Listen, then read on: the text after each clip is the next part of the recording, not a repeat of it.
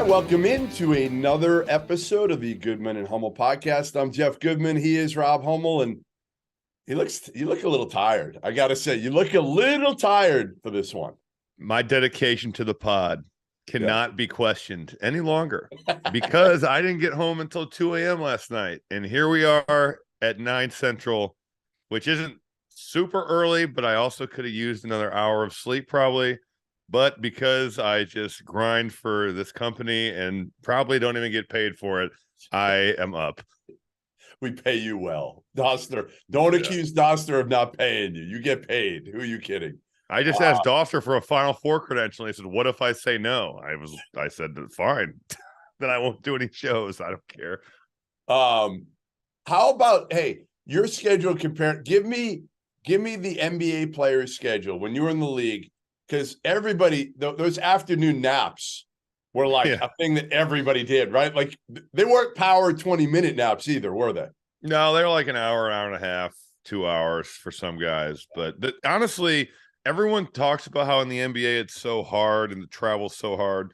It's really not, especially when you've played overseas. You know, you realize that you've got a floating training room on your private jet that takes off after the games. And when you land at, let's say, LAX to play the Lakers and your charter bus pulls up to take you to the Beverly Hills Montage Hotel, well, life is not that bad. Right. But like on a game day, it would be wake up at 9:30, have a breakfast meeting, most likely, where there's breakfast and food, even though you were paid $129 in per diem. The spread is impressive. It's breakfast and lunch. Go to shoot around, shoot for 45 minutes or an hour, walk through some stuff, go through some plays, go back to the hotel if you want to take a nap, maybe have some film, and then you're free until the first bus leaves. It's a good life. It's a good life. Yeah, you miss that life, don't you? Yeah. I mean, it's not been it's not. Listen, I really enjoy calling games. I really enjoy what I'm doing right now, but it was way easier playing in the NBA than it is doing some of the grind of TV. Yeah, no doubt. So they had a floating training table on the the plane, but I'm just saying they've got Normatec boots. I just didn't know if they had like literally people like. Are you thinking like the UFOs that we? No. I meant like working on you. Like if you needed stuff. Yeah, no, you could get stuff now. Like it wasn't like massage or anything. We had massage therapists that would go on the trips, but they weren't doing it on the plane. But you could use the game readies to ice your knees or ice your ankle or your shoulder. They had all the attachments, or the Normatec boots that are good for recovery. They had those. Did you play card? Hey, were you ever a part of it? You didn't make big money. Were you a part of the card games? So I would watch, but I was not. I only played a handful of times because I just knew I don't have. You can't keep up guts to be like, oh, I'm going all in before the first flop, and I have okay cards, but some of the pots would get pretty big. And now there was a time we started trading my second year, all the guys who would play cards. And poker was the game for our team. And Flip Saunders would always call our group Gamblers Anonymous on the floor and off, in the sense that we were gambling for steals like crazy on the court. And we had all these guys who would always be gambling on defense. And then on the plane, it was like 7 or 8 guys that were playing poker. So some of these dudes started getting traded.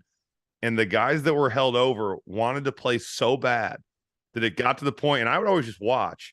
It got to the point where they were a couple of guys said, all right, we'll pool our per diem and you can play with that money. And then we'll have like a profit share.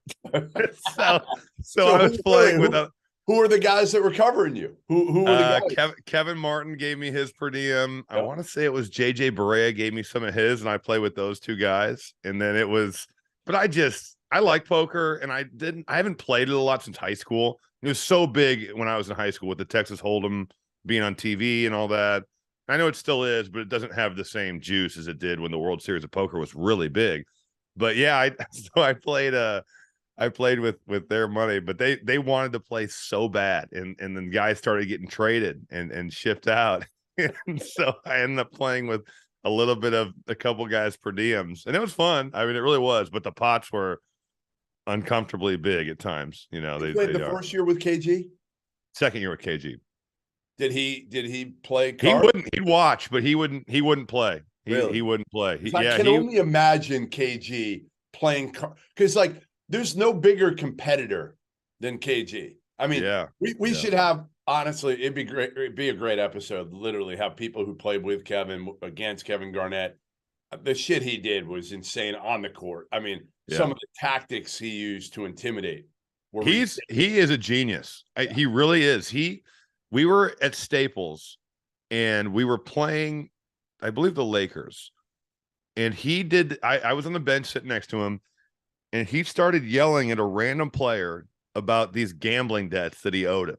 So he's like, where the F's my money? Like, and he's going in on this dude. And this guy turns around and he's like, I've never even met you. And this is during a free throw block. He goes, I've never even met you. What are you talking about? He's like, man, you got to pay up. Like he's yelling all this stuff and telling him he's going to pay up. And the free throw ends and he runs down and Garnett laughs. And in his own way of saying it with some colorful language, he goes, man, that dude's not worried about the game at all. All he's worried about is me and these gambling debts that he goes, that I just made up. It's brilliant, though. It truly is brilliant. Like that takes a different level of trash talking. And I mean, he just made it up. And he's right. He got down in all fours. I think it was Jared Bayless who was taking the ball up the court, and KG got down in all fours to basically taunt him. And KG the one thing I'll say, he would go after the weak most of the time. He was smart enough not to go after like a Charles Oakley type, somebody like that. But there were no Charles Oakleys at the time when there was when he first got in the league. Correct. But by the time at the end, I don't think there was anybody like him that was that type. All right, let's get moving. Let's get moving to some topics here because I know you might need a power nap here soon. Let's start with the big news that Mike Krzyzewski was in the building in Cameron yesterday. Mike Bray, his former assistant, played Notre Dame, played Duke. Coach K had not been to a Duke game this year. He had been to a St. John's game just recently, a week or so ago. Remember the St. John's AD, Mike Cragg, was an associate AD for 30 years with K at Duke. So part of it was that. Part of it was, I think he was in New York to watch his grandson play. I think he's at NYU now. So that made sense. You know, every time I asked anybody this year, and I only asked, I remember in Portland, I asked a little bit. I was like, is K going to show up for any of these games? No, it's tough for him. I said, well, what about, game of Cameron? Well, it'd be tough to get him in and out with security and all that. I'm like, it's such a crock of shit. If he wants to come to a game, he can come to a game with security around. Nobody's going to bother him. He can get in and out, no problem. So last night he shows up, plenty of time before the game, hanging out, sitting next to his wife, watches the game, and he leaves right when the buzzer ends. And, it's weird to me, Rob. I don't know how you feel about this, but I'm not judging him at all. Like, I just feel like, why wouldn't you want to come and support your player who just took over the program that you built for 40 years? You should be able to. And yeah, I know people may judge him a little bit, and the camera's on him. Mark Mitchell hits his 3 at the end of the game to ice it, and K has no reaction. Where, some people would say, look at Roy Williams in the stands, and he's dancing with his wife. He's having fun in the crowd, all that.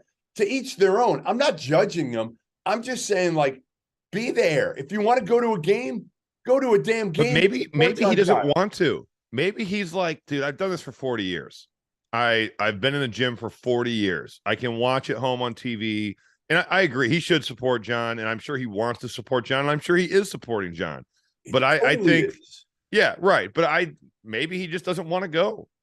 Maybe he thinks I've been doing this forever and I'd rather do other things. We don't know. We don't know that.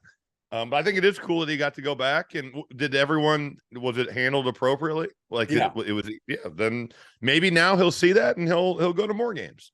That's what I'm hoping. He's gone to 2 college games now in the last 2 weeks. 1 at Cameron. So he's kind of, that's it. He's done it. So it's not going to be quite as big a deal. Maybe it's a big deal if he goes to the Duke Carolina game next year or something like that. Right. But, he can go to a game now. All right. He's already been. Not that big a deal. You already did it once. Yeah, I think again, it was just interesting how the first one was for Mike Bray, a guy that he hired that really was never part of like the Duke family, right? He didn't play there. Right. You know, Kay hired him, but Bray is one of the best dudes in the profession. You know him. I've known him a long time. And we did a pod when it came out. I forget the day now that it came out, but it was while I was in Charleston, so it had to be, I don't know, early January maybe. Yeah, it was around about a month ago when it came out that, you know, and I'd heard it. Bray went in to Jack Swarbrick and they had a talk, and it was basically like Bray kind of saying to Swarbrick, the AD at Notre Dame, you know what, this isn't working anymore. This isn't working. It's not good for me. It's not good for Notre Dame. I want to make sure this program's in a good spot. I'm going to step down at the end of the year. So they put out a release, and everybody kind of assumes at that point he's retiring. Shit, I did a pod with Jordan Cornette and a bunch of the former Notre Dame guys. Scott Martin was on it, your boy. And it was basically like an ode to Mike Bray. So I thought he was retiring at that point. And then I started to hear some stuff in the last couple of weeks that no, Mike Bray still wants to coach. So I hit him up the other day. Sure enough, he's like, yeah, Jeff, like I still want to coach. I'm not done here. If somebody will still have me, you know, at a job that I want, I'm still in. And you know, so I thought it was kind of cool that Case showed up for Bray, although it's kind of weird because he's not retiring now. So that was the but part. It is the end of a great run at Notre Dame. I mean, he has been there since the early 2000s. Think about how long he's coached there, from like Chris Thomas and Chris Quinn on through this year. It's been an amazing run at a school that cares so much about football. Yep. He's a great dude. You know, An if you ambassador. complete ambassador. If you know his players love him. Love him. Love him. You know, at Luke Herringoti's wedding, Coach Bray was there. All those guys, you can tell they look up to him and they have a great relationship with him. So it's been an incredible run for Mike Bray. I'm fascinated to see where he goes. He's got some DC ties, I guess. Georgetown, I don't know if is he a candidate for that job? I think he'll be on the list. I don't know how high. You know, if this had been 5-6 years ago, I would say it would have been a no-brainer. Yeah. You know, they've fallen off at Notre Dame. They've fallen off. I mean, there's no secret. And I think part of it was staff. And I think part of it was, you're getting a little bit older. You're getting stale at Notre Dame. It's a tough job. It is a tough job. He had done it a certain way, right? Red-shirting dudes and being older. And now the problem is everybody's older. Yeah. Right. Well, and if you redshirt, you could just lose kids. And you get a kid in Blake Wesley that you're like, oh, yeah, he's going to be a good player for us. And then he's a really good player for you in 1 year, and he's to the NBA. Right. I mean, that changes a lot there. They don't have a guy. JJ Starling's not a guy yet. Right. He's young. He's young. He's a good player. player. So where else do you think that it could be a landing spot for Mike Bray? You know, I would say if St. John's opens up, there's some connections there again. Mike Cragg being Duke, you know, there's – you know, Kay. But didn't St. John say that's not opening up? No, it never said that. They'll see if they can raise some money. It'll be about money for St. John's, whether they can part ways with Mike Anderson. So there's still a chance that they make a move there. You know, it would be, like, to me, a really good mid would be great for Bray. Like if Pat Kelsey gets a high major job and like Charleston opens up, I could see that'll be a job that every coach in America. I mean, that'd be a sweet place to live. Right. And then you can win there too, on top of that. And you get to be, you know, probably neighbors with me next year in the winter. Are you in the market to buy in Charleston now? So if anybody's listening, if you know of a really good place south of Broad, it's got to be over 2.5 million though for Jeff's budget. Nothing under 2.5. It depends if we have to pay you big money for the pod now. Now your demands have gone up. Your demands have gone up after this. Yeah, my demands of can I get a credential to the Final Four have just gotten out of control. Out of control. So yeah, Bray, good to hear that he'll stick around. We'll see what he'll get. If he doesn't, I've still said, and you know, the number one person I put on this, but he's not going to retire anytime soon. Charlie Baker is going to be the new Mark Emmert. Well, not the new, the improved Mark Emmert. Do we know improved? He's a governor. How could he not be better than Mark Emmert? Because Rob, he hasn't worked in sports. He's a Rob, governor. I don't know. You could Rob, be. you He could be worse. better. You could be better than Mark Emmert. I'm not saying I couldn't. I'm just Oh, saying that someone could be oh my worse, and God. we don't know anything about this dude other than There's that he no has been way running. anybody can be worse than Mark He's been Emmert. running Massachusetts. Has Massachusetts been well run Well under run. his watch? Yes. Yes. Oh, you like him? I love Charlie. Yeah, I really like Charlie Baker. You know what Well, Charlie Baker what is? does he know about mid-major basketball? What does he know he about played the at Harvard, I think. I think he played at Harvard. Oh, yeah, because the Ivy League takes their basketball really seriously. That's a great argument. I'm all in. He played at the place where they don't even give scholarships. Right, He'll know it well. So my idea then is Charlie Baker hires somebody. We've talked about this forever. With Dan Gavitt, hire somebody else with Dan to run college basketball. And my idea has been Matt Painter for years, but Matt Painter's not going anywhere right now. But he'd be good at it. Admit. Leave him be. But I know. I got you. I'm just joking. But tell me Paint wouldn't be great at that job. No, he'd be awesome. He knows the issues inside and out. He's on the committees. He's as knowledgeable as any coach in the country at that stuff. He would be tremendous.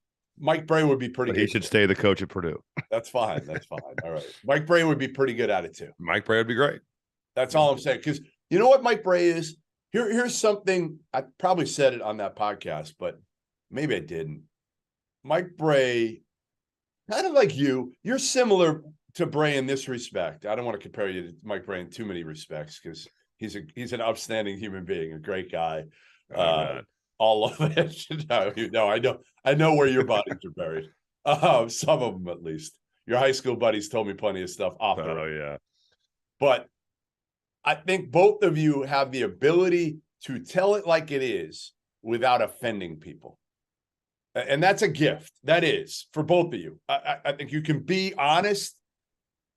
You do that well. You do. You do that well. Mike Bray does it tremendous, where he'll be honest, he'll be real, but not offensive. I've never got that gift. Yeah, you don't have that no. Gene.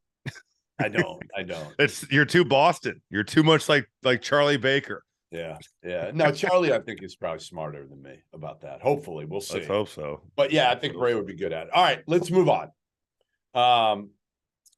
New Mexico State fired Greg Heyer yesterday, and they never should have hired Greg Heyer in the first place.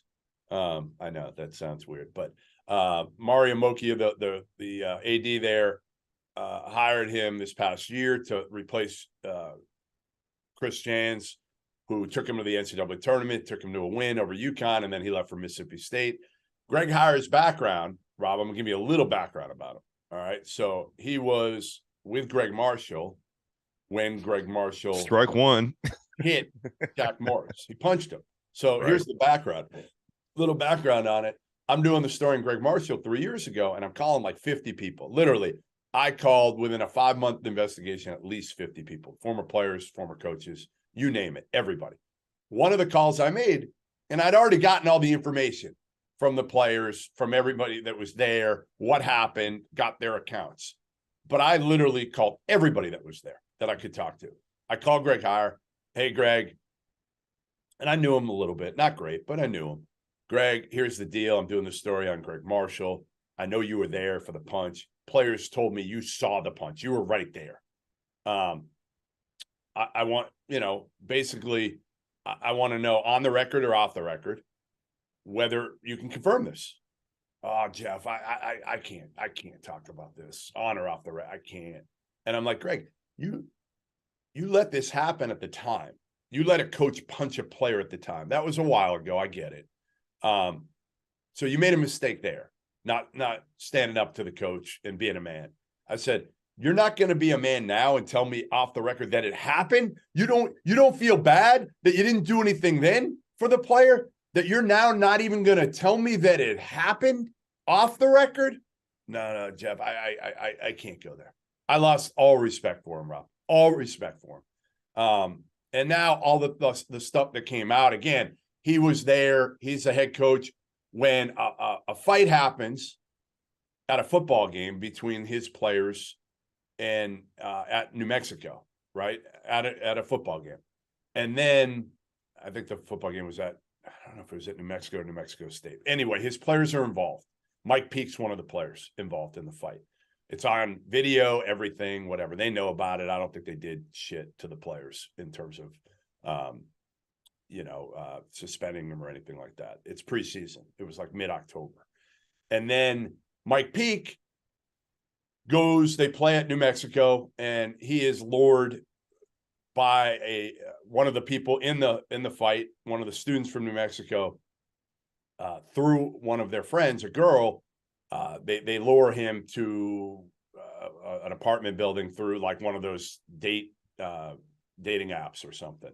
So he goes and he gets jumped, and he's got a gun, and he ends up shooting and killing the New Mexico student in self-defense, but he kills him.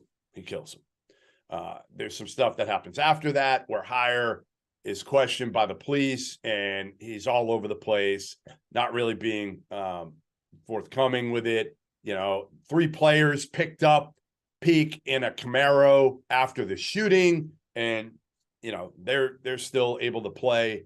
They're going to get things,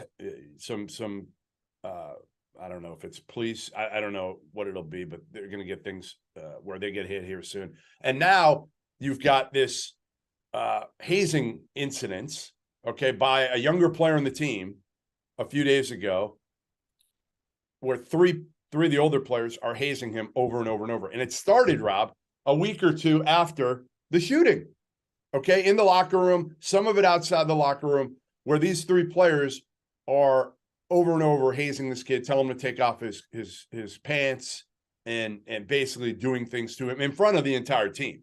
Okay, I've talked to multiple players off the record about this, and they felt like, what could we do? These are 3 of the older players that are doing it. Now, the player himself did not go to the coaching staff. I know that, but the coaching staff knew some of this stuff was going on. According to my sources, they might not. They have to. Those guys know everything that's going on with the team. They do and they don't, Rob. Like, how much? Here's what you can speak to. How much was Matt Painter and his staff in your locker room? He wasn't, but I would hope that if something like that was happening on our team, that somebody would have the brains to go to the coaches and be like, all right, we might be afraid of these guys, because I could, maybe if that was the case, you should still help this kid. But if you are that afraid of them, go to the coach and be like, yo, they're doing this to him, right, and this is out of control, and you have to take care of it. Yep. Agreed. That's what should have happened. I don't know if it did. We don't know the answer to that yet. The investigation is still going on. But ultimately, New Mexico State said, you know what? The chancellor, you're done. You're done. Yeah. I mean, this is poor leadership at the highest level. I mean, they've won too much for this crap. Like, you don't need this guy to win. And they're losing. They're like 2 and they're not even winning. Right. And they're not even winning. But even if they were, they've had way too much success with other people before to hang their hat on one guy, especially when this guy is doing the craziest shit that we've seen all year. So what do you think of when I tell you that hazing? It's disgusting. It is disgusting. Have you heard much of that over the years anywhere in sports? Like I mean, even when I was a rookie in the NBA, it was the year of the Richie Incognito stuff. So all the hazing stuff went out the window. The NBA said, don't do it. Like, that's done. In college, we were treated nothing but great by the upperclassmen. Now, we didn't have upperclassmen who were necessarily super established. Like, we just lost Carl Landry and David Teague. So our older guys, Terrence Crump was a good player, but we didn't have like a load of not that they'd be hazing us anyway, but when I was in high school, the upperclassmen were great to us as sophomores. When I was in college, the juniors and seniors were great to us as freshmen. I've never seen it. I'm very thankful for that, but that's pathetic. Disgusting. And yeah, and it is disappointing that some of those guys wouldn't have the courage to go to them as they're treating this kid like this. I know. I felt that way too. And say, dude, stop. Yep. Like, I'm not saying to fight him, but at least get him to stop, and then go tell somebody that can put an end to it. And the 3 players are I haven't put their names out there yet. I assume they'll get out there through the investigation. If they don't, I'll put their names out. I will. I mean, they deserve it. They deserve it. One was kind of the ringleader from what I'm told, and grabbing the kid's ass and grabbing obviously other things. Yeah, it's just absolutely disgusting. And there's no, I mean, hopefully these kids, never play college basketball again, Yep. and go to counseling, and again, just sad, very sad. All right, let's move on to something happy. Let's give Chris Collins and Northwestern a little love here, because they deserve it. You've got their game tonight against Indiana. Where's the game tonight? At Northwestern. Ooh, so they could pick off Indiana here, and you and I are going to be there this weekend when Indiana hosts Illinois. Kind of a big game for both teams. I mean, I feel like every game it's for second place. I mean, this is a huge game. And I think if Northwestern wins tonight, there is no denying that they are getting in regardless of what happens probably for the remainder of the year. And I think they're in unless they just tank. But they've done that before, Rob. They have. That's true. They have been known. Northwestern has had moments like that, and their schedule's not easy. Now they do have 2 in a row at home. Right. If they, I mean, they've got Indiana and then they've got Iowa at home. But as long as they this is the biggest. Yeah, I mean, I think every game is now the biggest game of the year for Northwestern. That's true. With the way that this season is, but they're at 18-7. They're 9-5 in the league. I think Chris Collins has done a phenomenal job. I think hiring Chris Lowry was something that has gone under the radar, but defensively they have an identity. And it helps when you've got a guy like Chase Audige, who very well could win Big Ten Defensive Player of the Year. Tonight, you also have Trace Jackson-Davis, who could win that award. I think Caleb McConnell's in there. I think Zach Edey's in there, but there is no defender as disruptive as Audige on the perimeter. Yep. You know, he has become almost like a shutdown corner. You know, it's like his nickname should be Off Night, you know, because when you're going against him, he's that type of guy. He's physical. He wrecks havoc off the ball. He gets steals. He leads the conference in steals. Northwestern is incredibly physical. I mean, I thought in the Purdue game it was borderline like, what are the officials doing physical? Like a wrestling match. Oh my! I mean, what is the cylinder rule even in effect anymore? I'm watching Brooks Barnhizer come in and post trap and leave his feet. Tomahawk chop Zach Edey. Well, Zach Edey, you've seen him enough now. I don't know how many Purdue games you've done. You've either watched or done over the course of the year now. Some people early on in the season, it was unbelievable how many people were trying to tell me Zach Edey gets away with everything. Yeah, and I'm like, what are you watching? This kid gets hammered because he is 7'4". He gets absolutely crushed, hacked, and now it's gotten much worse because of how dominant he's become. That teams realize the only way is it's gonna depend, I think, for Purdue in a big time way for how the game is officiated in the NCAA tournament. If teams are allowed to do what Northwestern, and you know what, give Northwestern credit in the sense that they had a game plan. And they went out and they executed, and the refs didn't call it. Even though I have no idea what the cylinder rule is at this point in the sport, because it's so randomly enforced. It makes zero sense. It needs to be looked at. We're calling it or we're not. And if we're not, fine, but let's make our minds up here. But yeah, Northwestern was physical with their guards, which I think is kind of some of Purdue's kryptonite here with young freshman guards in Fletcher Loyer and Braden Smith. Is 2 guys in the backcourt that can get their own. And Bowie has played at an all Big Ten level for the last, I would say, month. And Collins told me preseason he had to. That was their only chance. And Audige has elevated himself to one of the elite defensive players nationally, and his shot selection has improved tenfold from last year. He plays the right way. I had a hard time watching him last year. You know, and I was highly critical of Chase Audige and his shot selection. I have been nothing but one of his biggest fans this year, because I really respect the fact that he's taken coaching. And when you talk to Chris Collins, he's always said, man, Chase is a great kid. He just wants to win. And sometimes he gets overamped to the point where he's like, all right, I got to win this thing. And he's taken some bad ones, but this year he's been so much better.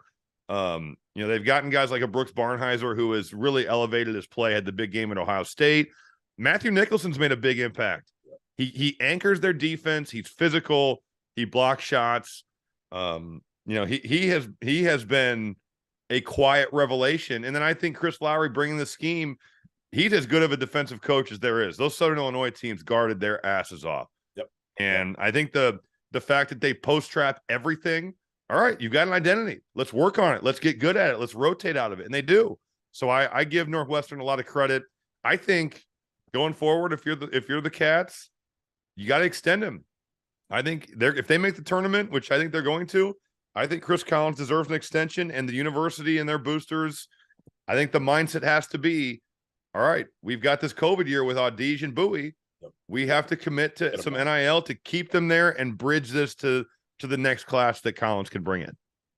I mean, here's the thing. If they go, Rob, you're still talking. I know it's been a lean 5 years, the last 5 years, right? But it's never happened before. And he's got them there once, and he could get them Two out back. of 7 years. I mean, if I had told you Northwestern gets to the tournament twice every 7 years, you'd say lifetime contract. Exactly. That's what you'd say.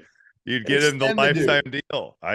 Now, if I'm Chris Collins, do I look elsewhere right now? Poke around? Can I get the only thing would be is you could reset your clock, right? You could reset your clock for. He's got a new AD at Northwestern that didn't hire him. But I think his parents are here. Yeah. He's from here. Notre Dame would be the only one. Notre Dame, no doubt. But he's built this, and he's done a lot of historic firsts for that university. Totally. First time ever making the tournament. Yep. Recently, first time they've ever beaten number one team in the country. I mean, he's done a lot for this program, and I think that even though there's been some lean years, you guys talked about it on the After Dark with Megan last night, and she knows better than anybody with her dad being the women's coach there. It's not easy. No, because the academics are really tough to get kids into school. It's a small school. You've got to look at it like, can this be like a Duke? Yep. It hasn't been. Nope. I mean, no one's been able to get it like that. It's not an easy job, especially in the Big Ten, where all these schools have so much history, tradition, and money. Yep. All right. Last topic before we go. We got to talk about the masked marauder, Hunter Dickinson, walking into the arena last night. 3 minutes. Let's encapsulate this a little bit with Hunter. He goes to Wisconsin. It's the kind of rematch of the Juwan Howard, Greg Gard battle. On Valentine's Day, which is ironic for whoever did that at the league office. Thank you very much. No doubt. What are they doing? Hunter's talked a lot of shit about Wisconsin and really scumbags. Yep. Yeah, calling them scumbags on his pod. He does his pod on Barstool. For people that don't know, I actually was on that pod because Hunter and Jordan Bohannon asked me to go on. My biggest issue with it is I don't think those at Barstool, the guy's name is like Marty Mush or something. I don't think they have Hunter's best interests at heart there. I think they're just poking Hunter to try to say crazy shit. And I don't think it's good for Hunter. That's what I would say. Some of these kids, a lot of them are doing podcasts now. And if they've got the right people around them, like CJ Frederick does one for Field of 68. And we try to help him. We're not trying to get him to say flammable stuff. We want him to get better at it if he wants to do it. Yeah, well, it's a great opportunity to do some media stuff as a player. Yes, with Hunter, I feel like all it's about is trying to get him to say flammable shit. And there's been too many bulletin board things that have come out of this. The Arizona State thing certainly comes to mind. Now we have this, and I think Hunter is an engaging person. When you speak to him, I've always enjoyed talking to Hunter Dickinson. He's a great player. Yep. But there's not many people that can go full all in WWE heel. What did he do last night? Tell people what he did last night.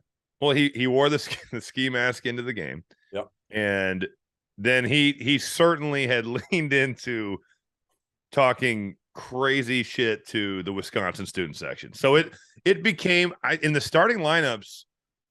I was so interested to how is Juwan Howard and how is Hunter Dickinson going to be received in this arena at the Kohl Center. And to start the game, Juwan Howard was booed much more than Hunter was. Sure. But if they introduced those guys at the end, it would have totally flipped. Hunter in 40 minutes had managed to, every bucket he was gesturing on the way back to the student section and, shooting free throws. There weren't many buckets in the second half. No, and that's the thing is if you are going to talk that amount of trash, you have to be able to back it up. And in fairness to him, they didn't do a great job of getting him the ball. He took like 3 shots. Wisconsin was fronting him.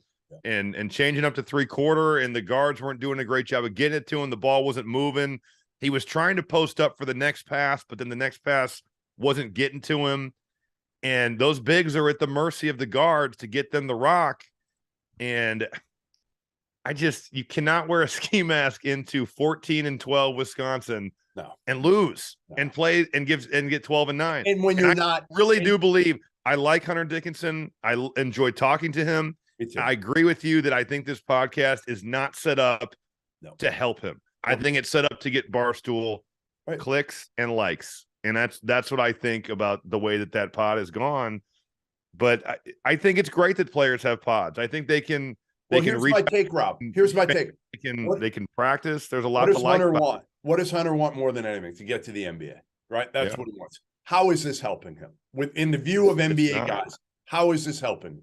It's not. Of course, it's not helping him. Of course, it's not. I mean, helping yourself to get to the NBA is going out and balling. Right. That's how you help yourself. And you can have fun. You can play with emotion. All that. You want to talk some shit on the court? That's fine.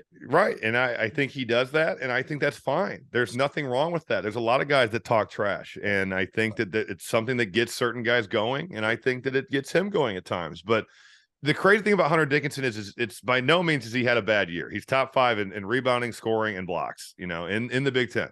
Yep. But I just think from a team standpoint of success, it's certainly been disappointing. Yep. And not all that's his fault. I mean, their bench is incredibly limited. They have a very limited bench. They have a very Hunter's limited. done his part. He's done his part on the court. Nobody's saying he hasn't.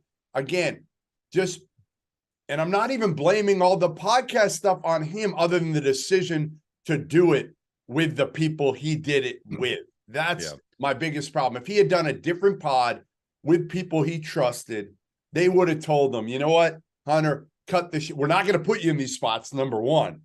Number two, if we do ask you this, here's what you need to say. Like, these are college kids. They need help with how to deal with media. They need training. For a lot of kids, it's your first time going through this. He's getting none of that. And I feel bad. I feel bad for Hunter that, again, these guys are honestly taking advantage of Hunter for themselves and clicks and their own careers. And they're not going to give a shit about Hunter Dickinson in a year. That's my biggest problem, Rob. No, anyway. I think that's totally fair. All right. Listen, go get your nap. Go, I know you got shoot around here in a little bit. Go get your nap, and we'll talk next week. Thanks for joining us. Goodman and Hummel pod. I'm actually going to see you in a couple of days in Bloomington, and we're going to have a little fun on the streets of Bloomington. There is a 0 chance of that, but I'll see you at dinner, okay? Got it. Later.